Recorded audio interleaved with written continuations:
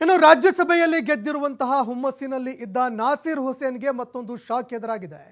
ನಾಸೀರ್ ಹುಸೇನ್ ಪ್ರಮಾಣ ವಚನಕ್ಕೆ ವಿರೋಧ ವ್ಯಕ್ತವಾಗ್ತಾ ಇದೆ. ನಾಸೀರ್ ಹುಸೇನ್ ಪ್ರಮಾಣ ವಚನವನ್ನ ಸ್ವೀಕಾರ ಮಾಡಬೇಕಾಗಿತ್ತು.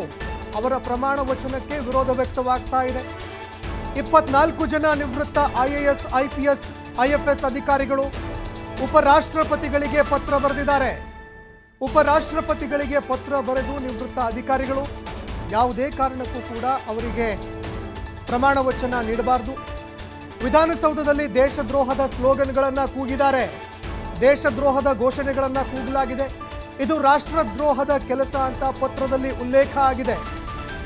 ಹೀಗಾಗಿ ಅವರ ಸದಸ್ಯತ್ವವನ್ನು ಅನರ್ಹಗೊಳಿಸುವಂತೆಯೂ ಕೂಡ ಇಲ್ಲಿ ಪಟ್ಟನ್ನು ಹಿಡಿಯಲಾಗ್ತಾ ಇದೆ.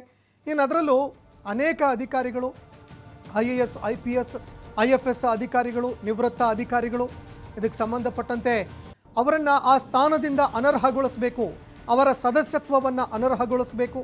ಯಾಕಂದರೆ ವಿಧಾನಸೌಧದಲ್ಲಿ ರಾಷ್ಟ್ರದ್ರೋಹಿ ಘೋಷಣೆಗಳನ್ನು ಕೂಗಲಾಗಿದೆ. ಅದರಲ್ಲೂ ಅವರ ಹಿಂಬಾಲಕರೇ ಇಂತಹದ್ದೊಂದು ಘೋಷಣೆಯನ್ನು ಕೂಗಿದ್ದಾರೆ. ಹೀಗಾಗಿ ಯಾವುದೇ ಕಾರಣಕ್ಕೂ ಕೂಡ ಪ್ರಮಾಣ ವಚನ ಅವರು ಸ್ವೀಕಾರ ಮಾಡಬಾರ್ದು. ಅದೇ ರೀತಿಯಾಗಿ ಆ ಸ್ಥಾನದಿಂದ ಅವರನ್ನು ಅನರ್ಹಗೊಳಿಸಬೇಕು ಅಂತ ಹಲವಾರು ಅಧಿಕಾರಿಗಳು, ಒಟ್ಟು 24 ಜನ ಮಾಜಿ ಅಧಿಕಾರಿಗಳು ಪತ್ರವನ್ನು ಬರೆದಿದ್ದಾರೆ. ಉಪರಾಷ್ಟ್ರಪತಿಗಳಿಗೆ ಒಂದು ಪತ್ರವನ್ನು ಬರೆದು ಮನವಿ ಮಾಡಿಕೊಂಡಿದ್ದಾರೆ. ಹೀಗಾಗಿ ನಾಸೀರ್ ಹುಸೇನ್ಗೆ ಮತ್ತೊಂದು ಶಾಕ್ ಎದುರಾಗುವಂತಹ ಸಾಧ್ಯತೆ ಕೂಡ ಇದೆ.